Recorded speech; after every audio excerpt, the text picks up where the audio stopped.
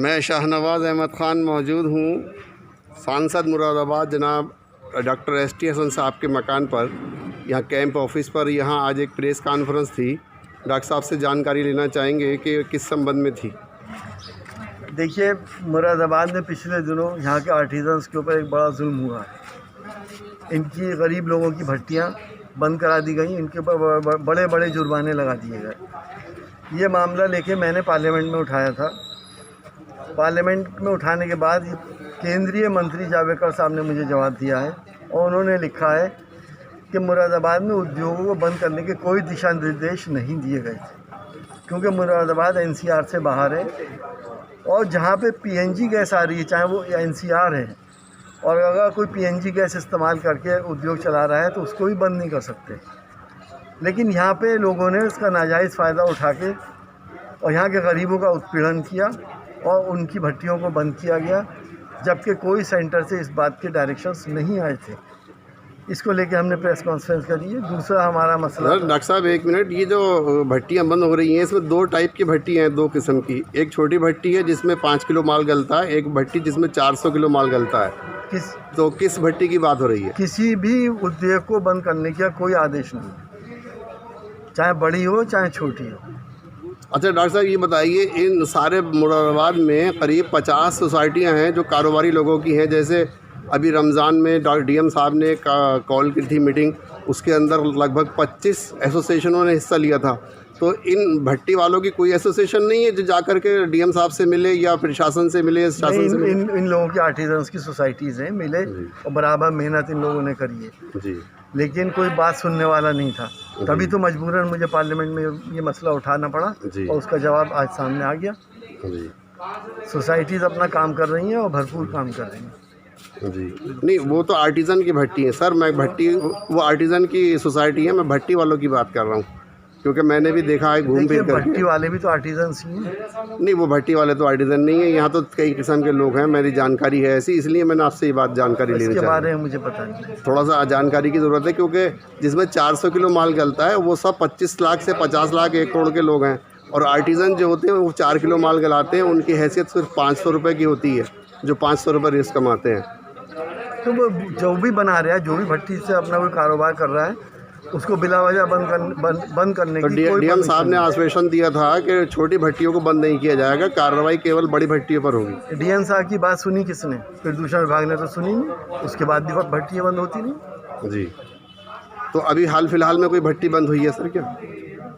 आप तो पत्रकार हैं, हाल फिलहाल में तो लॉकडाउन ही लगा हुआ, भट्टियाँ वैसे ही बंद हैं जी। अगला क्या मुद्दा था सर? अगला मुद्दा ये था कि कोरोना के चलते 5 महीने हो गए, जहाँ पे सारी चीज़ें खोली जा रही, बाज़ार हैं, मॉल हैं, शराब खाने हैं, स्कूलों खोलने की बात हो रही है और सिनेमा हॉलों की हो रही, तो इबादत गाहें क्यों बंद हैं? जी बिल्कुल ठीक। इबादत गाहों को भी सोशल डिस्टेंसिंग करके उन्हें खोला जाए और वहाँ पे अपने अपने तरीके से लोग इबादत करें और अपने पैदा करने वाले से, अपने पालनहार से दुआ करें कि इस आफत से, आसमानी आफत से हम सबको बचाएं। तीसरा मुद्दा हमारा था कि इस वक्त किसान परेशान है, यूरिया उसको नहीं मिल रहा है, धान की खेती खड़ी हुई है और गन्ने की खेती खड़ी हुई है, ब्लैक में वो यूरिया ले रहा है। प्रशासन और शासन उसको बहुत जल्द से जल्द यूरिया मुहैया कराए, और जैसे पिछली सरकारों ने अनलिमिटेड यूरिया दिया था, अखिलेश जी की सरकार ने भी दिया था और वैसी सरकारों ने भी दिया था, वही सिस्टम लाएं। अब ये कह दिया गया है कि 2 कट्टे मिलेंगे एक किसान को। इसका क्या उचित है? अगर किसी का 5 एकड़ ज़मीन है या 8 एकड़ ज़मीन है या 12 एकड़ ज़मीन है, 2 कट्टे में क्या करेगा वो? बाकी क्या वो 10 एकड़ को बर्बाद कर दे?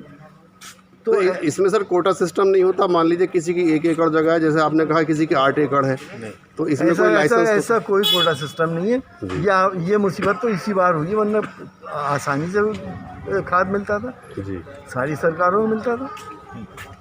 और जो किसान के साथ एक इन्होंने ज़्यादती ये करी है कि किसान अगर बटाई पे अपनी ज़मीन देगा तो उसे 12% या 18% जीएसटी देना पड़ेगा जी। अब ज़राअत भी को भी टैक्स के दायरे में ला रहे हैं, इसका हम विरोध करते हैं। ये देश कृषि प्रधान देश है, हमारी सारी इकोनॉमी जो है वो किसान ही बनाता है, उसको इस दायरे में लाएंगे तो हम बर्बाद हो जाएंगे। तीसरा हमारा मुद्दा ये था कि हमारी तमाम सड़कें टूटी पड़ी हैं। जी।